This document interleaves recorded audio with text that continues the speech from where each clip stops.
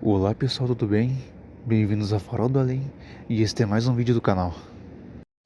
No outro vídeo, eu apresentei a vanguarda da humanidade, os 13 humanos escolhidos para lutar no Armagedon. Nesse vídeo, eu irei apresentar a elite divina, os 13 deuses escolhidos para lutar pelo fim da liberdade humana. E agora, começando pelo lado dos deuses, temos a deusa babilônica Ishtar. Ishtar é a deusa da beleza, também muito relacionada à magia. As histórias descrevem ela como sendo muito arrogante e vingativa. Para ela, a beleza dela é totalmente absoluta, e o mero pensamento de alguém a rejeitar é totalmente inconcebível. Ela chegou a tentar seduzir o herói Gilgamesh, mas ele a rejeitou. Ele sabia bem que os amantes da Ishtar geralmente se davam muito mal. Ela ficou furiosa por ter sido rejeitada e matou Enkidu, o melhor amigo de Gilgamesh. Tô até achando que Eberhard foi discípula dela. Implacável, vingativa e egocêntrica, nisto se resume a deusa Ishtar. E o título dela no Armagedon é a beleza monstruosa dos deuses. Esse aqui, vocês vão me chamar de louco. Do lado dos deuses, Rei Arthur. Arthur Pendragon, o rei escolhido pela espada Excalibur. Ele surgiu na mitologia celta e depois foi incrementado à cultura medieval como rei cristão. Em algumas lendas, não foi a espada que escolheu o rei Arthur, mas o mago Merlin. Ele que teria criado o cabo Avalon e teria colocado um feitiço nele para que somente Arthur pudesse tirar da pedra. E Arthur ascendeu ao trono, transformando a Inglaterra em um império gigantesco, liderando os Cavaleiros da Távola Redonda, que segundo as histórias, eram os cavaleiros mais poderosos do mundo. Mas Arthur sofreu duas traições que vieram causar sua queda.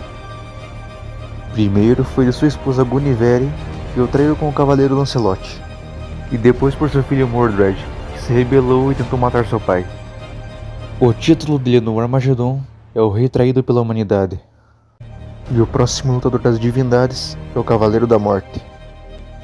No último livro da Bíblia estão listados os 4 cavaleiros do Apocalipse: peste, guerra, fome e morte. E o Cavaleiro da Morte veio montado em um cavalo pálido. Sim, foi num cavalo pálido, não num Cadillac 769 cinza claro. Mas é inegável que a morte do supernatural tem muito estilo.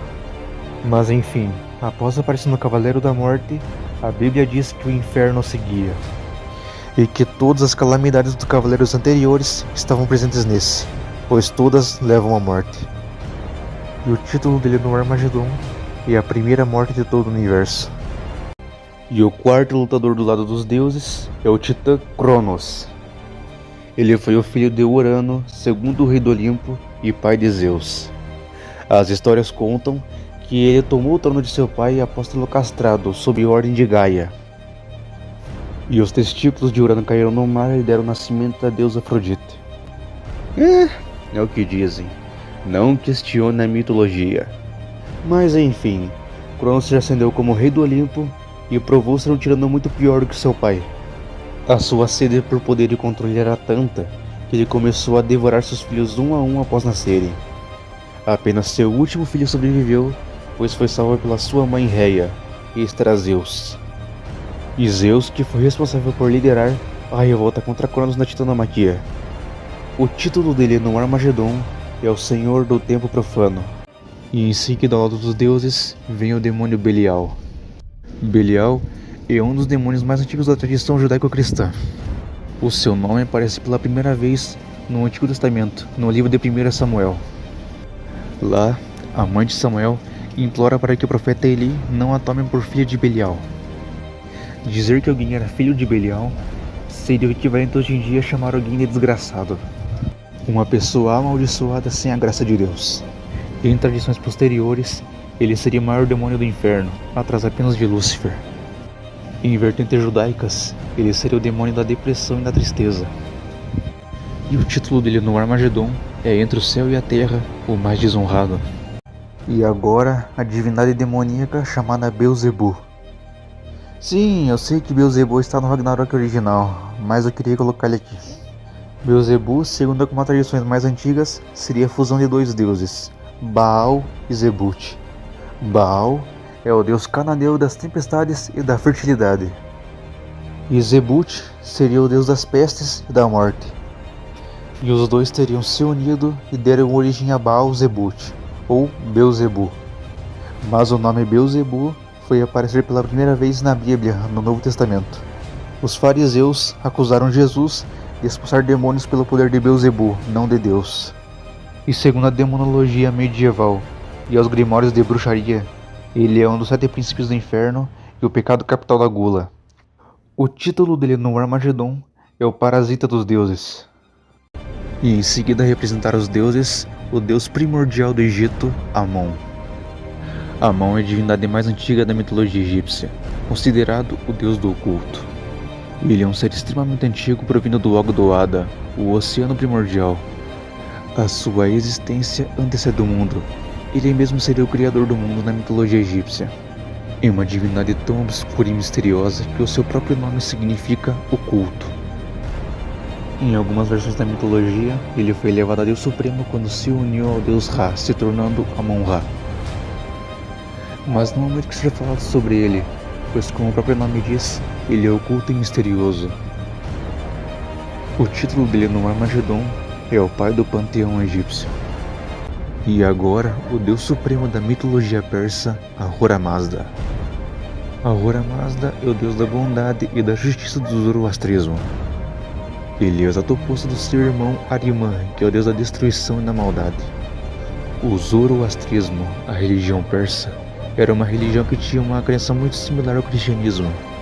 O profeta Zoroastro, ou Zaratustra, ele falava sobre uma batalha cósmica entre bem e mal, entre verdade e mentira. A verdade e justiça sendo Ahura Mazda e a mentira e maldade sendo Ahriman. O zoroastrismo inclusive acredita na vinda de um salvador do mundo, muito similar ao Messias no cristianismo. E a teoria mais aceita é que esse Messias seria o próprio Ahura Mazda que veio para a Terra trazer redenção à humanidade. O título dele no Armagedon é o Rei da Nova Terra. E agora mais um representante do panteão egípcio, o deus Horus, o faraó dos deuses. Horus é filho da deusa Ísis e do deus Osíris. Após o deus Sete matar o seu irmão Osíris, Horus nasce com a missão de matar seu tio Sete e retomar o trono do Egito. Os mitos o retratam tanto quanto como benevolente, tanto como vingativo, sendo o protetor da humanidade e o faraó do céu e da terra. Mas ele também teria decapitado a sua mãe Ísis, pois ela teve pena de Sete e não o matou quando teve a chance. E o título dele no Armagedon é o último deus do Egito. E o próximo lutador dos deuses é o deus supremo da mitologia babilônica, Marduk. Ele é o deus heróico caçador da Babilônia, conhecido por ter matado a deusa dragão Tiamat. Tiamat é a mais antiga divindade dracônica de todas as mitologias. A sua lenda teria dado origem a diversos seres, como Lotan, Leviatã, Jormungandr e algumas versões até mesmo Echidna. Todos os monstros vieram de Tiamat, mas Tiamat foi subjugada por Marduk, o deus caçador. A derradeira batalha entre os dois aconteceu no Oceano Primordial, e segundo a lenda, a partir da carcaça de Tiamat, Marduk construiu o mundo, e o título dele no Armagedon é o maior caçador dos deuses. E agora, a deusa mãe da magia da mitologia nórdica, Freyja. Freyja é a deusa da magia da mitologia nórdica e a deusa mais poderosa de Vanaheim. Os deuses Vanir e Aesir estavam em constante conflito, e a paz só veio acontecer, e dessa relação nasceu o deus Baldur, que era conhecido como o deus mais amado dos 9 reinos. Mas a deusa Freyja descobriu que seu filho estava destinado a morrer, e a sua morte traria o Fimbulwinter.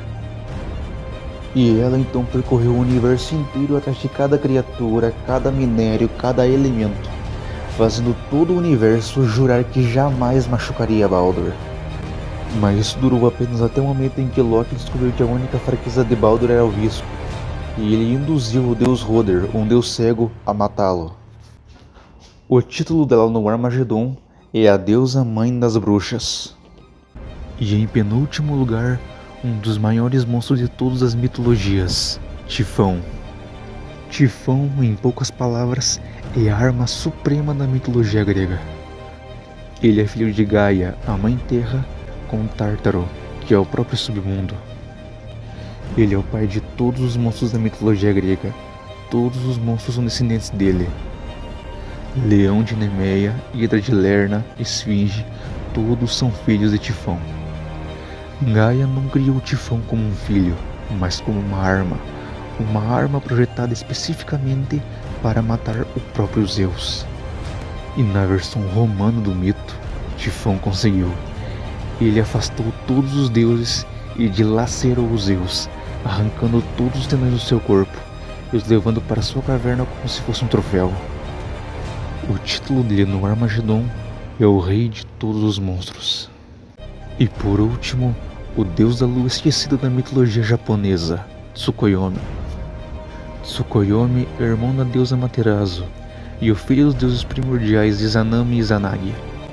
Ele é o deus da lua, e segundo os mitos japoneses, nos primórdios do mundo não havia diferença entre dia e noite, pois Tsukuyomi e Amaterasu viviam juntos como irmãos. Mas tudo isso mudou quando Tsukuyomi foi no lugar de sua irmã se apresentar em um jantar com a deusa da fertilidade das plantas. Digamos que ele não gostou nem um pouco de saber de onde os vegetais e as frutas vinham para ela fazer o jantar. E eu não posso nem falar isso aqui.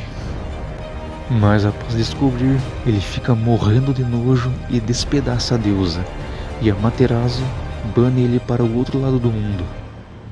E o título dele no Armagedon é o mais esquecido dos deuses. Bom pessoal, esse foi o vídeo. Eu agradeço muito por terem me acompanhado até aqui. No futuro eu planejo fazer vídeos mais aprofundados sobre as lutas, os lutadores de cada lado, os poderes de cada um, etc. Agradeço muito por terem me acompanhado até aqui e até a próxima no Farol do Além.